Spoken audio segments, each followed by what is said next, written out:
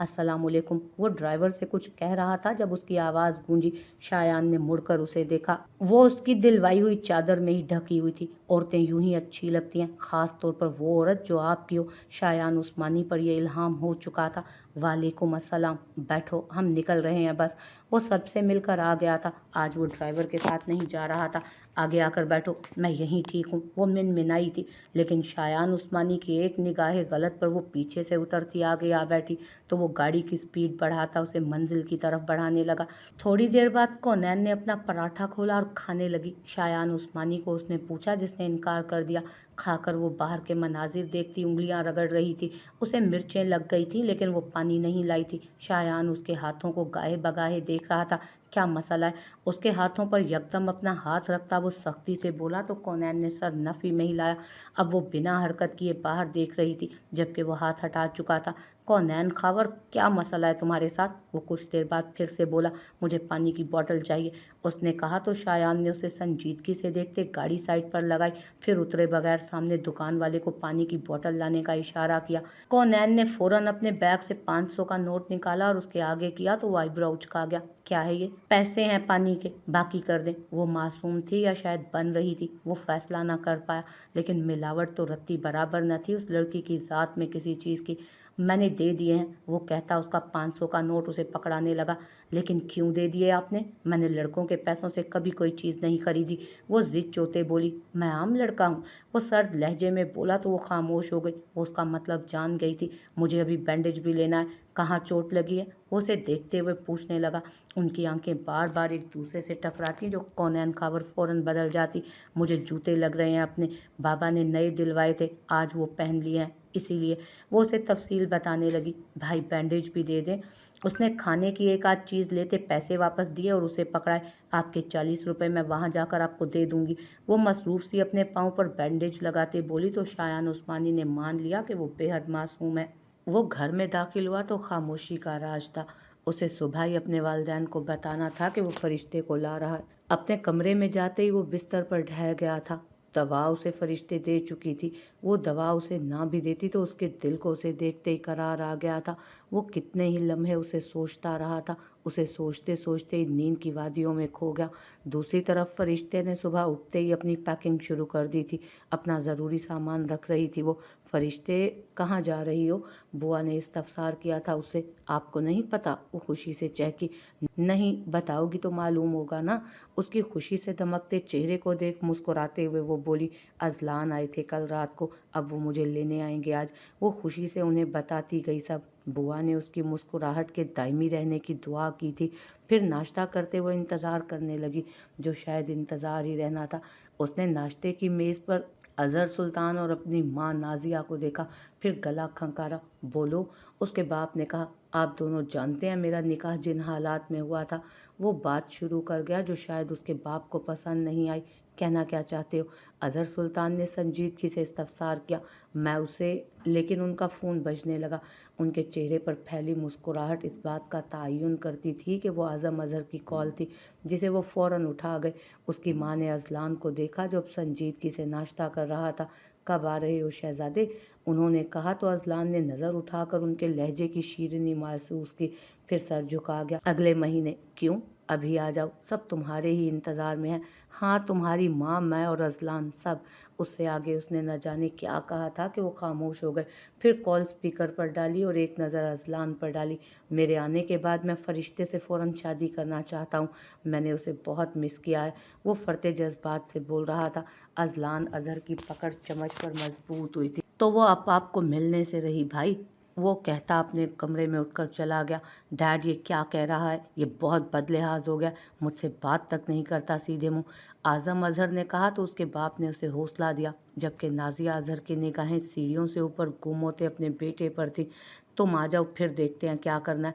हाँ हाँ शहजादे, जैसा तुम कहोगे वैसा ही होगा। वो कहते एक आध और बात करते कॉल काट गए। अपने लाडले को बुलाओ ज़रा, आज उससे भी खुलकर बात हो जाए। फिर कभी कर लीजिएगा, अभी वो गुस्से में है। वो बताने लगी, मुझे उसके गुस्से से कोई फ़र्क नहीं पड़ता।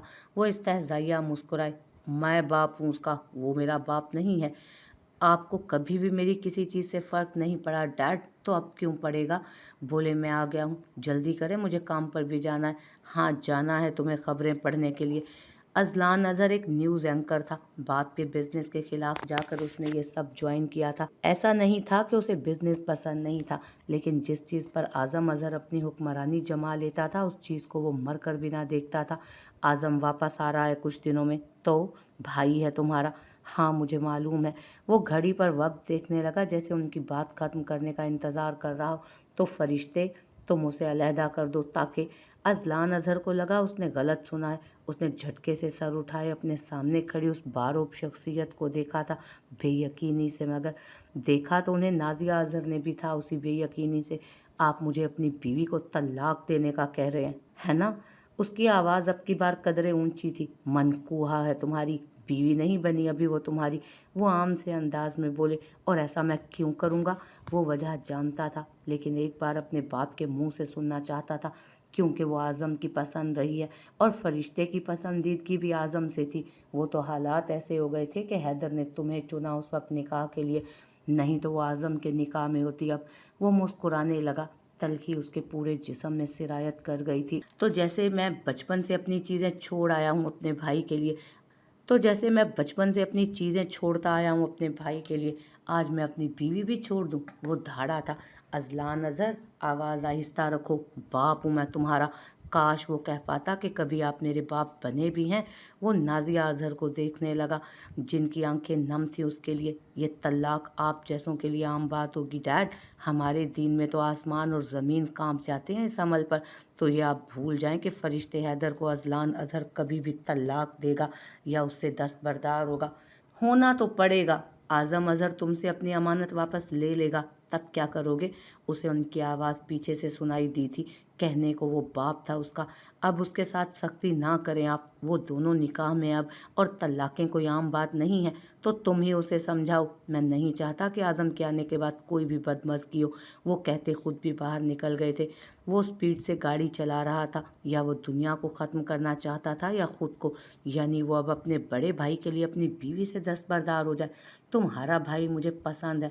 माजी की भूली भटकी याद उसके जहन के पर्दे पर लहराई थी, जहाँ फरिश्ते अजलान को कह रही थी, अच्छा। वो बेहद संजीदा था, बेहद।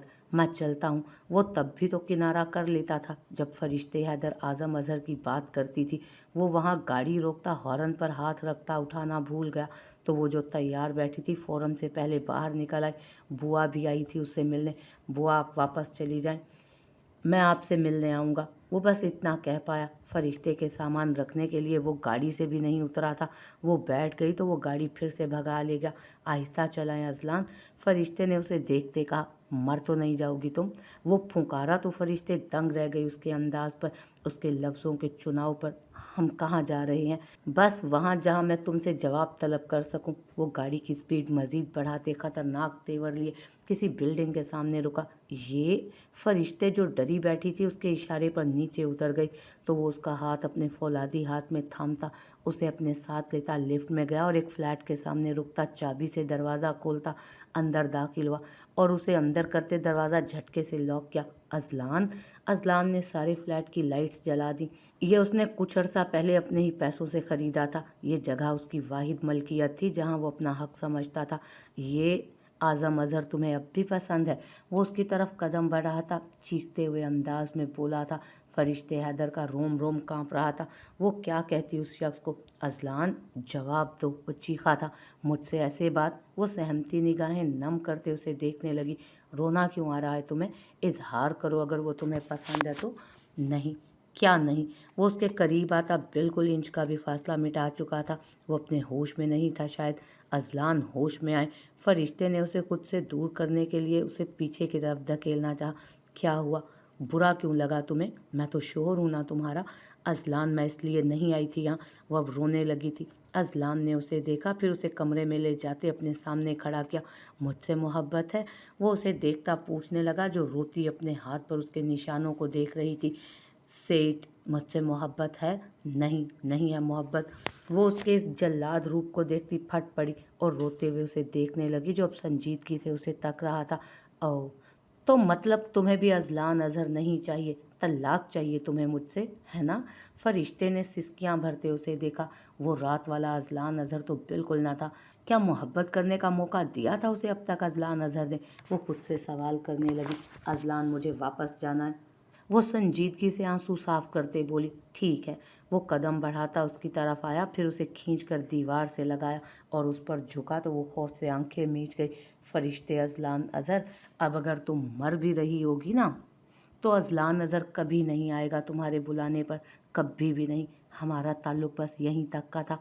अजलान अजहर ने सालों तुमसे मोहब्बत में गुजारे हैं, उसे चाह कर भी मैं नफ़रत में नहीं बदल सकता। लेकिन हाँ, तुम अब मेरी पसंद नहीं रही। मेरी पसंदीदगी तुमसे ख़त्म हुई आज। अब मेरी पसंदीदगी और गुरेज देखोगी तुम अपनी ज़ात के लिए बस। अजलान अजहर की पसंद ख़त्म हुई आज फरिश्ते अजलान अजहर से। वो उसके कान के पास जहरखंद लहजे में बोला और उस पर से हटता उसका हाथ थामता गाड़ी में बिठाकर उसे वापस वहीं छोड़ आया जहाँ से लेकर आया था। मुझे आपकी ऑफ़र कबूल है सर, लेकिन मुझे आज ही अपना टिकट चाहिए, वो बोला।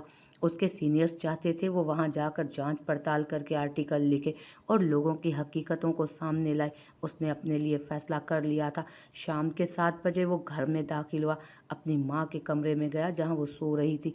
उनके माथे को चूमता, अपना सामान लेता वो दोबारा निकल गया तो उस घर को मुड़कर भी ना देखा।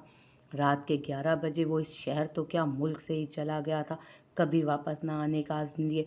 अजलान अजहर और फरिश्ते अजलान अजहर की कहानी का इख्तिताम शायद यूं ही लिखा था। कुछ ही देर में वो सो गई थी। सारी रात वो नहीं सो सकी थी। शायान ने उसकी सीट को पीछे की तरफ किया और गाड़ी तेज़ी से चलाते वो कितने ही घंटे ड्राइव करता रहा। वो अब तक नहीं उठी थी। कोनैन, उठो, हम पहुंच गए हैं। कोनैन ने उठते देखा तो वो किसी होटल की पार्किंग थी। क्या हम यहाँ रुकेंगे? नहीं, मुझे फ़ाइल लेनी है एक, यहाँ से, मैं आता हूँ, वो कहता चला गया तो वो भी बाहर निकल गई। कमर थक गई थी, मुसलसल बैठे रहने थे उसकी। पार्किंग के दूसरी तरफ ही बाग था छोटा सा, जहाँ बच्चे खेल रहे थे।